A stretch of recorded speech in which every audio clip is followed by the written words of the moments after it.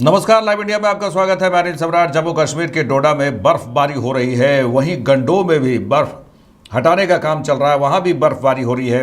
SSP Ganderbal Raghav S ने sub division कंगन में बर्फ हटाने के अभियान की समीक्षा की। तस्वीर आप देखिए, पर्यटकों का आना शुरू हो गया है। भारी संख्या में पर्यटक यहां पर पहुंच रहे हैं क्योंकि बहुत ही सुंदर तस्वीर बर्फबारी की हो रही है। डल झील में बर्फ ही बर्फ नजर आ रहा है और चारों तरफ बर्फ ही बर्फ नज़र आ रहा है। पूरी तरह से जम्मू कश्मीर कहा जाए तो उजले रंग की चादर बिछा हुआ वहाँ दिख रहा है। और इन दिनों जम्मू कश्मीर के पहाड़ी प्रदेश में भीषण ठंड का भी सामना किया जा रहा है। पहाड़ों पर ज़बरदस्त बर्फबारी हो रही है, जबकि श्रीनगर में अभी तक बर्फबारी का इंतजार है। मौसम विभाग के अनुसार पारा शून्य से नीचे गिर चुका है और डल झील समेत कई छोटे जलाशय भी जमने लगे हैं। जम्मू कश्मीर के मुख्यमंत्री उमर अब्दुल्ला ने कहा है कि बर्फबारी के कारण लोगों को ज़्यादा तकलीफ ना हो, सड़कों से बर्फ हटाने का काम तेजी से किया जा रहा है। जहां जहां बिजली में कटाव किया गया है वहां बिजली बहाल की जाए। यहां डीसी दफ्तर से उन्होंने कहा कि मैंने तमाम इलाकों का जायजा लिया। कुछ जगहों पर बर्फबारी के कारण बिजली की आपूर्ति पर असर जरूर पड़ा है, उसे पुनर्स्थापित किया जाएगा। डिस्ट्रिक्ट में आके देख लूँ कि बर्फ़ के वजह से लोगों को ज़्यादा तकलीफ़ ना हो, सड़कों से बर्फ़ उठाने का काम जो है वो तेज़ी से हो। अस्पताल और एसेंशियल सर्विसेज खासकर बिजली को लेके जल्द से जल्द जहाँ जहाँ बिजली में कट आया है बिजली रिस्टोर हो। और यहाँ पे फिर डीसी साहब के दफ्तर से मैंने बाकी तमाम इलाकों का जो है जायज़ा लिया। कुछ जगहों में बर्फ़ की वजह से बिजली पे असर पड़ा है, उसको आज शाम तक रिस्टोर किया जाएगा। और जहाँ जहाँ सड़कों पे बर्फ़ की वजह से ब्लॉकेज आया है या सड़कें रुकी हुई हैं, उनको भी खोलने का काम जो है तेज़ी से चल रहा है। जहाँ जहाँ पानी की किल्लत है वहाँ जहाँ स्कीम को रिस्टोर किया जा सकता है करेंगे। जहाँ स्कीम को रिस्टोर नहीं किया जा सकता वहाँ फ़िलहाल हम टैंकर के ज़रिए लोगों तक पानी पहुँचा देंगे। आगे बढ़ेंगे। जन सुराज प्रमुख प्रशांत किशोर बिहार लोक सेवा आयोग बीपीएससी की बात कर रहे हैं कि अभ्यर्थियों के प्रदर्शन में शामिल हुए अभ्यर्थी 70वीं बीपीएससी परीक्षा की पुनर्परीक्षा की मांग को लेकर विरोध प्रदर्शन कर रहे हैं। पटना में प्रदर्शन कर रहे छात्रों का कहना है कि बीपीएससी की पूरी टीम परीक्षा को ही रद्द किया जाए और दोबारा परीक्षा ली जाए। बीपीएससी छात्र गर्दनी बाग में प्रदर्शन स्थल पर प्रदर्शन कर रहे थे। अभ्यर्थियों ने अपने इस आंदोलन का नाम शिक्षा का सत्याग्रह रखा है। जन सुराज प्रमुख किशोर ने कहा, प्रशांत किशोर ने कहा है कि यहां आने से पहले बिहार के शिक्षा जगत से जुड़े लोगों, प्रतियोगी परीक्षाओं की कोचिंग चलाने वाले संस्थानों से चर्चा हुई। सबने मिलकर तय किया है कि बिहार के बच्चों के भविष्य के लिए कल सभी छात्र, सभी युवा, उनके भविष्य की चिंता करने वाले लोग गांधी मैदान में गांधी प्रतिमा के नीचे एक साथ बैठेंगे। रविवार की बात कर रहे हैं। और साथ मिलकर छात्र संसद में योजना तय की जाएगी कि बिहार के छात्रों का भविष्य कैसे बचाया जा सके।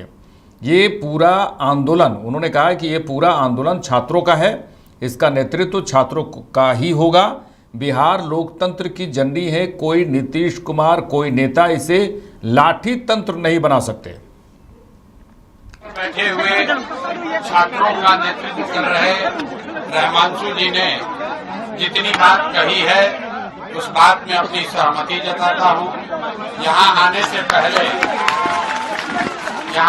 से पहले बिहार में शिक्षा जगत से जुड़े हुए लोग, विशेष करके कॉम्पिटिटिव एग्जाम्स के संदर्भ में कोचिंग चलाने वाले सारे संस्था के लोगों के साथ एक लंबी वार्ता हुई है और सब ने मिलकर तय किया है कि बिहार के बच्चों के भविष्य के लिए, ये सिर्फ बीपीएससी के अभ्यर्थियों का मामला नहीं है। बिहार में कोई ऐसा एग्जाम नहीं है जो बिना किसी अनियमितता के, बिना भ्रष्टाचार के, पेपर लीक के अगर हो जाए, ऐसा संभव ही नहीं है। तो एक बार इस चीज को हम लोग को जड़ से खत्म करना है। उसके लिए ये जो जगह है, ये सबकी सुरक्षा के नजरिए से यहाँ पर ज्यादा लोगों को बुलाना उचित नहीं है। तो हम लोग का जो अभी आपको रामांशु सर ने बताया है कि कल गांधी मैदान में गांधी मूर्ति के नीचे सारे छात्र, सारे युवा, उनके भविष्य से की चिंता करने वाले लोग, सब लोग हम लोग साथ में बैठेंगे और एक साथ वहीं छात्र संसद में आगे के योजना को तय किया जाएगा। ये तय किया जाएगा कि कैसे बिहार में छात्रों के भविष्य को इस तरह के पुलिस के बर्बरता से, सरकार के मनमानी से बचाया जा सके, ताकि एक बार नहीं, ये सिर्फ एक बार एग्जाम हो जाएगा उससे मामला नहीं टलने वाला है। अभी पिछला बीपीएससी एग्जाम हुआ था, उसमें भी यही मामला हुआ। एक बार कल छात्र संसद में बैठकर सभी छात्र, सभी शिक्षाविद, जो लोग भी इस मूवमेंट से जुड़ रहे हैं, वो बैठकर तय करेंगे कि आगे क्या किया जाएगा। जो वहां पर निर्णय होगा उस पर हम लोग, सब लोग ईमानदारी से और पूरी ताकत से छात्रों के साथ रहेंगे। एक बात, ये पूरा आंदोलन ये छात्रों का है, इसका नेतृत्व छात्रों का ही रहेगा। हमारे जैसे लोग, हमारी भूमिका बस इतनी है कि छात्रों के साथ हम अपनी पूरी ताकत से इनके साथ खड़े रहें।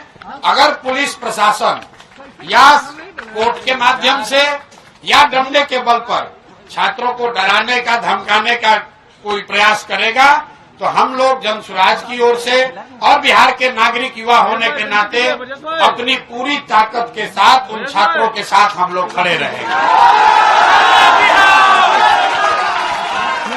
ये लोकतंत्र है और बिहार लोकतंत्र की।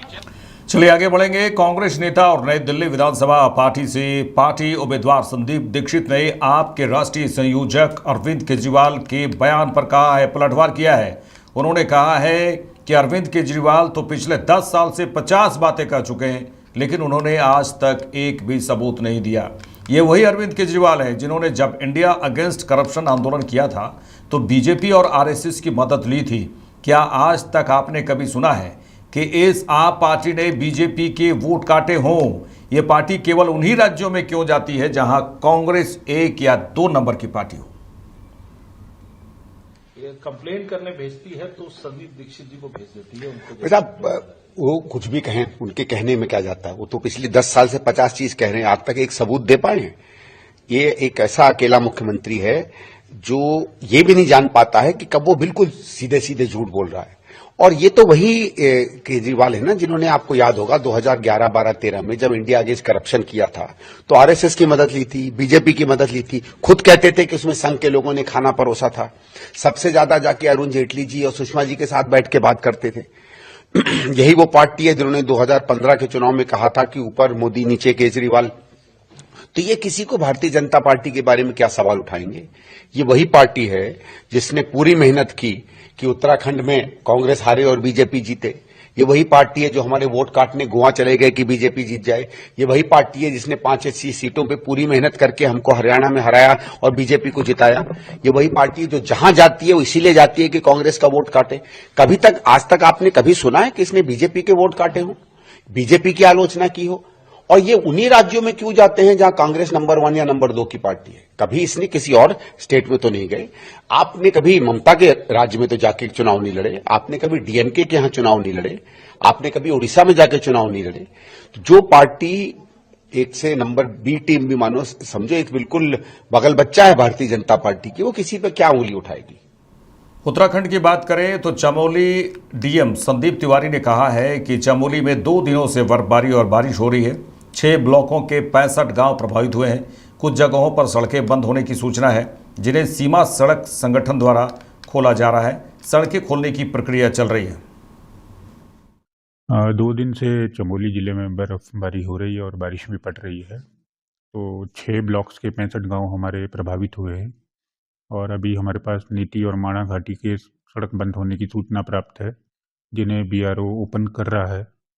उसके अतिरिक्त जोशीमठ औली रोड में लगातार सड़क खोलने की कार्यवाही हो रही है और अधिक बर्फ पड़ने से फिसलन है, तो पर्यटकों को अपील की जा रही है सावधानीपूर्वक गाड़ी चलाने की। और नारायणबगड़, देवाल ब्लॉक, गैरसैंण ब्लॉक के कुछ हिस्सों में बिजली बाधित हुई थी। इसमें नौटी क्षेत्र में इसको रिस्टोर कर लिया गया है और आशा है अगले 1-2 घंटे में नारायणबगड़ और देवाल ब्लॉक में भी इसको रिस्टोर कर लिया जाएगा। बाकी जिले में स्थिति सामान्य है।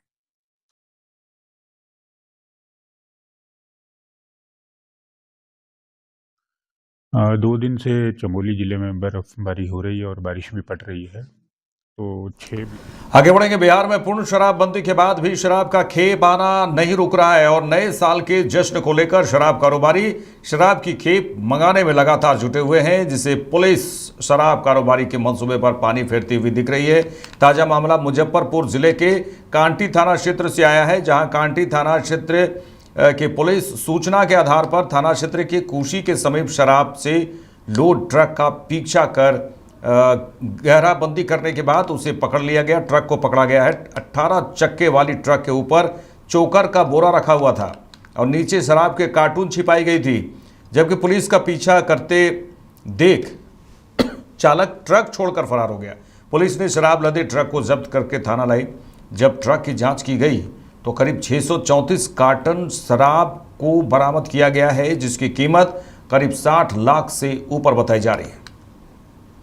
कल विगत रात को 12 बजे के बाद तकरीबन 12:30 के आसपास सूचना प्राप्त हुई थी कि एक 18 चक्का गाड़ी जो हरियाणा नंबर है दारू लेकर जो है थाना क्षेत्र में ही जो है बॉर्डर एरिया में कहीं खाली करने वाली है।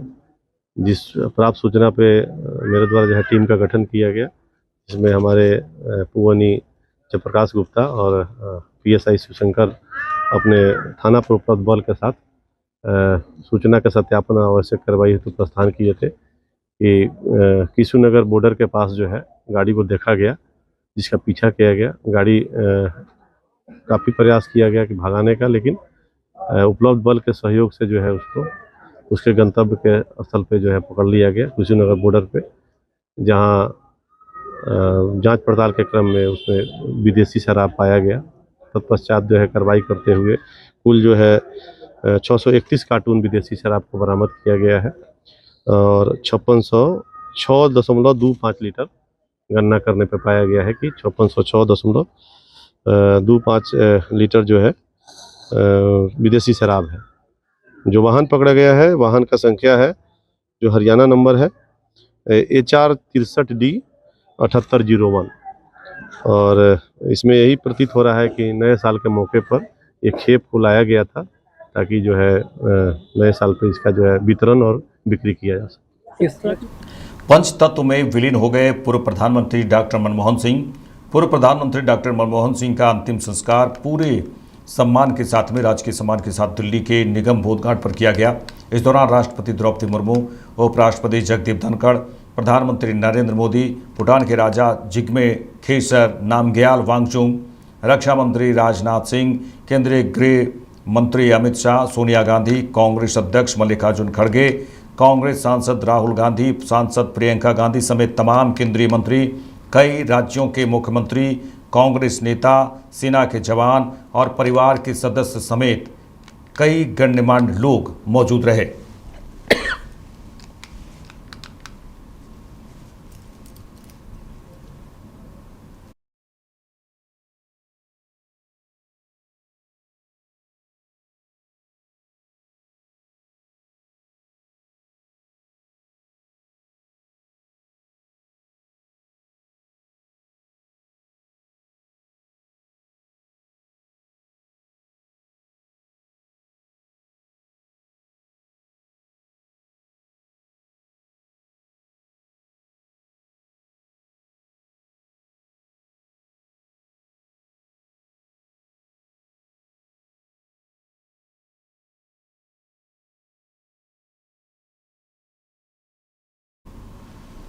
पूर्व पीएम मनमोहन सिंह के निधन पर कांग्रेस सांसद शशि थरूर ने कहा है कि डॉक्टर मनमोहन सिंह जी महान व्यक्ति थे। उन्होंने हमेशा देश के लोगों के लिए काम किया और राष्ट्र निर्माण में बहुत योगदान दिया। देखिए, वो तो एक रिमार्केबल इंसान था, बहुत बहुत स्पेशल महान पुरुष था। उनका जो ईमानदारी, उनकी डिसेंसी, जो अंग्रेजी में कहते हैं इंटेग्रिटी था, वो तो हमारी राजनीति में बहुत कम दिखाई देता है। और इस किस्म का आदमी जब 80 साल से ज़्यादा थे, फिर भी वो जवानों के बारे में, जवान भारतीय वासियों के बारे में सोच रहा था कि हमारे देश को कैसे हम क्या कर सकते हैं जो भविष्य के लिए, आने वाले पीढ़ियों के लिए भारत अच्छा हो सके। तो इस किस्म का नेतृत्व उसने दिखाया और मेरे ख्याल में कोई शक नहीं है कि इस महान पुरुष एक बहुत बड़ा आत्मा था जो हमारे देश को भी छोड़ के हम सबको छोड़ के चले जाते हैं। साहब से खाक हो रहे हैं, लेकिन उनको लेकर जो विवाद पनपा कि उनको स्पेशल जगह देनी चाहिए थी। देखिए, हम सब जानते हैं कि हमारे शहर में, हमारी राजधानी में काफ़ी मेमोरियल्स है, तो इसलिए एक और करने में ज़्यादा दिक्कत नहीं होनी चाहिए। मेरे ख्याल में सरकार तो ऐसे कुछ तय करना चाहिए जल्दी कि मनमोहन सिंह जी की याद रखने के लिए कुछ अच्छा, एक अच्छी समाधि बना। दिल्ली सरकार में मंत्री सौरभ भारद्वाज ने कहा है कि ये हैरान कर देने वाला मामला है जब देश में 10 साल रहे प्रधानमंत्री मनमोहन सिंह, जिनको पूरी दुनिया विद्वान मानती है, जिनके अर्थशास्त्र को पूरी दुनिया का विश्वविद्यालय में पढ़ाई जाती है, ऐसे आदमी का अंतिम संस्कार दिल्ली के निगम बोध घाट में किया जा रहा है। उन्होंने हैरानी जताई है। उन्होंने कहा है कि क्या कभी आपने कभी सुना है कि पूर्व प्रधानमंत्री का अंतिम संस्कार निगम बोध घाट में किया गया हो।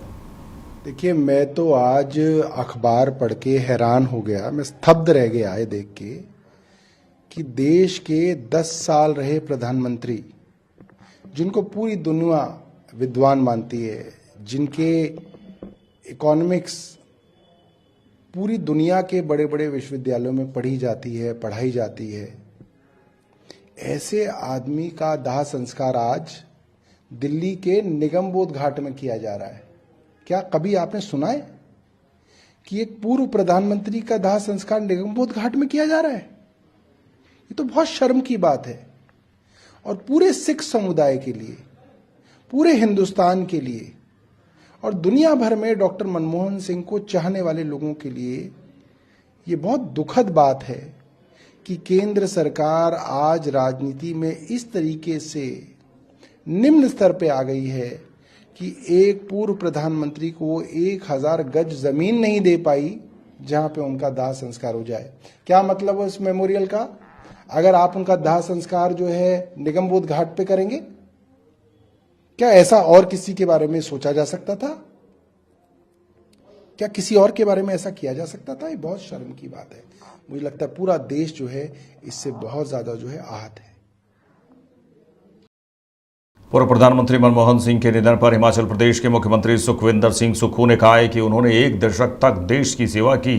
जब देश में आर्थिक संकट आया तो उस समय वो वित्त मंत्री रहे और वित्त मंत्री रहकर देश को आर्थिक संकट से उस दौरान उबारा था। 1 दशक तक उन्होंने देश की सेवा की। जब देश में आर्थिक संकट आया उस समय वो वित्त मंत्री रहे और वित्त मंत्री रहकर देश को आर्थिक संकट से उभारने के बाद देश का जो सोना उस समय गिरवी रखा गया था उसको वापस लाए और जब देश के प्रधानमंत्री बने तो इस देश की अर्थव्यवस्था को नई दिशा दिखाने का कार्य पूर्व प्रधानमंत्री डॉक्टर मनमोहन सिंह जी ने किया। वो प्रख्यात अर्थशास्त्री थे।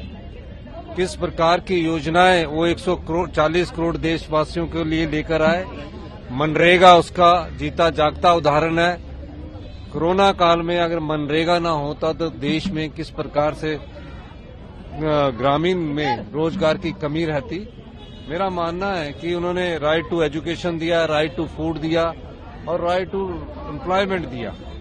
आज मनरेगा के द्वारा कई घरों के चूल्हे जल रहे हैं। ये डॉक्टर मनमोहन सिंह जी की देन है और आज उन्होंने 1 दशक से ज्यादा समय तक देश की सेवा की और देश को एक दिशा प्रदान करके आज हम सबको छोड़कर चले गए। पटना में प्रदर्शन कर रहे बीपीएससी अभ्यर्थियों से मिलने पहुंचे पटना सदर के एसडीएम गौरव कुमार। उन्होंने बताया है कि 5 छात्रों का एक प्रतिनिधि मंडल बना लिया गया है और हम इनका ज्ञापन बीपीएससी में देंगे। इनकी जो भी शिकायतें हैं उसकी जांच करके वाजिब समय के भीतर जवाब दिया जाएगा। तो डेलीगेशन हम लोगों ने बोला था, जो इन्होंने एक प्रतिनिधि मंडल बना लिया है 5 लोगों का, तो हम लोगों ने फिर बताया कि बीपीएससी में हम लोग जाकर इनको देंगे इनका ज्ञापन और इनका जो भी ग्रीवांसेस है उसके हिसाब से वो विस्तृत जांच होके रीजनेबल टाइम पीरियड के विदिन जवाब दे दिया जाएगा। एस्पायरेंट्स क्या डिमांड कर रहे हैं सर कि किन से मिलाया जाए उन्हें? एस्पिरेंट्स का अभी डिमांड यही हम लोग कोशिश कर रहे हैं कि बीपीएससी में जाकर इनको ज्ञापन दिलवाया जाए, बट जैसा आप लोगों ने अभी देखा ही कि कहाँ डिमांड किया जा रहा है। आगे एडमिनिस्ट्रेशन क्या एक्शन लेगा सर? कई सारे टीचर्स को नोटिस भी भेजे गए हैं, क्या उनके खिलाफ एडमिनिस्ट्रेशन कोई एक्शन लेगा या आगे कोई फर्दर आप लोगों का अपडेट है आगे? तो अभी हम लोगों ने उनको एक थॉट एंड डिलीब्रेशन के लिए समय दिया है आधे घंटे का। उसके बाद वो लोग अपना डिसाइड करके देखेंगे, उसके बाद हम लोग भी अपना देखते हैं क्या कर आगे कोर्स ऑफ एक्शन।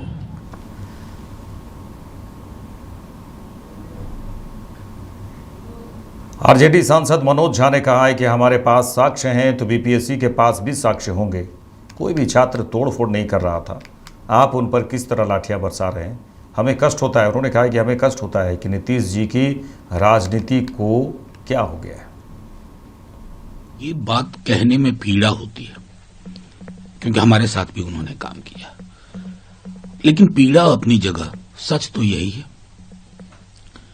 मुख्यमंत्री जी के निर्णय कौन ले रहा है, उन तक चीजें पहुंच भी रही हैं या नहीं, ये चिंता का विषय है।